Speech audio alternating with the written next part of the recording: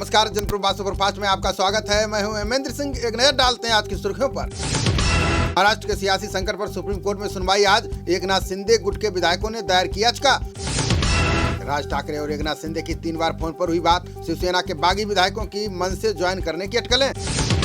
सियासी घमासान के बीच केंद्रीय मंत्री राव साहेब दानवे ने दिए संकेत का महाराष्ट्र में जल्द बन सकती है भाजपा की सरकार।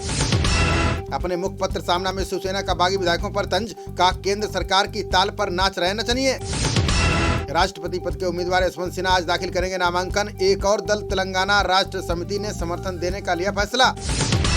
राष्ट्रपति चुनाव के लिए अब तक 30 लोग करा चुके हैं नामांकन। दौड़ में प्रोफेसर झुग्गीवासी और सामाजिक कार्यकर्ता शामिल।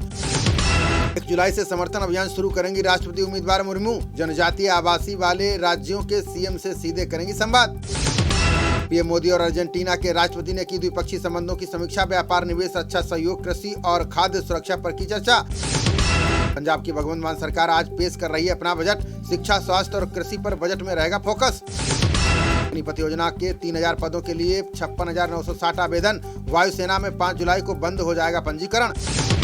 अग्निवीरों के लिए राज्यों ने नौकरियों में कोटे का नहीं किया ऐलान। सीएपीएफ और असम राइफल्स में 10% आरक्षण नहीं आसान। आज सभी विधानसभा क्षेत्रों में सत्याग्रह कर रही है कांग्रेस। केंद्र सरकार से अग्निपथ योजना वापस लेने की मांग। अग्निपथ योजना को लेकर राज्यपाल सत्यपाल मलिक का बयान का युवाओं को कर देगी बर्बाद। स्कीम वापस ले सरकार।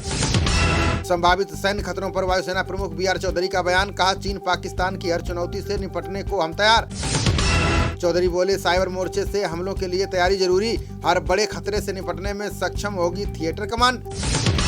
गुजरात दंगे में एंकर सुधीर चौधरी का यूपीए सरकार पर आरोप। का नरेंद्र मोदी के खिलाफ बयान के लिए किया था मजबूर। आस्था आधारित स्कूल लैंगिक समानता को पहुंचा सकते हैं नुकसान। यूनेस्को का दावा। मदरसे में पढ़े लोगों का लड़कियों के प्रति रवैया प्रतिकूल। जम्मू कश्मीर में पुलिस और सुरक्षा बलों को मिली बड़ी कामयाबी। मुठभेड़ में 1 आतंकी को किया गिरफ्तार। चीनी पिस्टल बरामद। 1 अक्टूबर से दिल्ली नहीं जा पाएंगी उत्तराखंड की 200 बसें। दिल्ली सरकार ने भेजा पत्र। BS6 बसों को ही मिलेगी एंट्री। चक्रवाती हवाएं दक्षिण पश्चिम मानसून को जल्द देंगी रफ्तार। राजधानी दिल्ली समेत उत्तर भारत के राज्यों में बदलेगा मौसम। शोधार्थियों ने सेंसर रहित रोगी निगरानी प्लेटफॉर्म डोजी किया तैयार। भारतीय मरीज को नहीं उठानी पड़ेगी बार-बार नर्स बुलाने की जहमत। देश में बीते 24 घंटों में कोरोना के आए 17,073 नए मामले। इस दौरान 21 संक्रमित मरीजों की चली गई जान। वयस्कों की तरह बच्चों में भी लंबे समय तक रहता है कोरोना का प्रभाव। 14 साल तक के बच्चों पर किए गए अध्ययन में सामने आई जानकारी। असम के कई जिलों में बाढ़ की स्थिति में अब धीरे धीरे हो रहा है सुधार। 5 और लोगों की गई जान। 22 लाख लोग हो चुके हैं प्रभावित। बाढ़ग्रस्त असम को पेयजल मुहैया कराएगी मिजोरम सरकार। जोराम थांगा ने सीएम शर्मा से बात करने के बाद लिया फैसला। 15 अगस्त तक पुरानी पेंशन योजना बहाल कर सकती है उत्तराखंड सरकार। हेमंत सोरेन ने पेंशन जयघोष महासम्मेलन में हिस्सा लेकर दिए संकेत। 2 जुलाई तक पुलिस हिरासत में भेजी गई तीस्ता शीतलवाड़। दंगे में झूठे साक्ष्यों के आधार पर निर्दोषों को फंसाने का आरोप। सीएम योगी ने आजमगढ़ और रामपुर की जीत को बताया ऐतिहासिक। बोले, ये दिखाता है कि डबल इंजन की सरकार पर लोगों का बड़ा भरोसा। अखिलेश ने भाजपा पर लगाया षड्यंत्र से जीत हासिल करने का आरोप। बोले, सत्ता के लालच में लोकतांत्रिक मान्यताओं को किया ध्वस्त। अखिलेश यादव पर दिनेश लाल यादव ने किया पलटवार। बोले, सपा अध्यक्ष को पहले से ही था पराजय का एहसास। यूपी लोकसभा उपचुनावों को लेकर मायावती ने सपा पर कसा तंज। बोली, चुनाव में भाजपा को सिर्फ बसपा ही कर सकती है पराजित। सपा के अपने गढ़ में हार पर ओवैसी ने जमकर बोला हमला। कहा, अखिलेश यादव घमंडी हैं, भाजपा को नहीं हरा सकते। आपने संगरूर में हार के लिए लोगों की भावनाओं को बताया जिम्मेदार। भगवंत मान बोले, आप सरकार का प्रदर्शन अन्य सरकारों से अच्छा।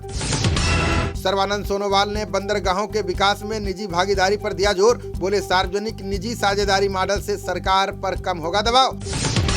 डाक विभाग के कर्मचारियों को आधुनिक प्रशिक्षण देगी मध्य प्रदेश सरकार। शिवराज बोले, प्रदेश भर में 28 जून से शुरू होगा मिशन कर्मयोगी अभियान।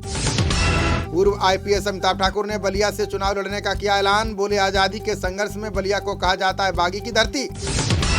अगले 30 साल में 30,000 अरब डॉलर की होगी भारतीय अर्थव्यवस्था। पीयूष गोयल बोले, प्रतिवर्ष 8% की चक्रीय वृद्धि दर का अनुमान। धारबाड़ बेलगावी रेल परियोजना पर जल्द शुरू होगा काम। केंद्र ने आवश्यक मंजूरी मिलने के बाद कर्नाटक सरकार ने बनाई योजना। दार्जिलिंग के जीटीए चुनाव में 57% से अधिक हुआ मतदान। 10 साल बाद पहाड़ियों को नियंत्रित करने वाली परिषद को मिलेगा नेता। राजस्थान के संस्कृत मंत्री कल्ला ने बुजुर्गों की सेवा पर दिया जोर।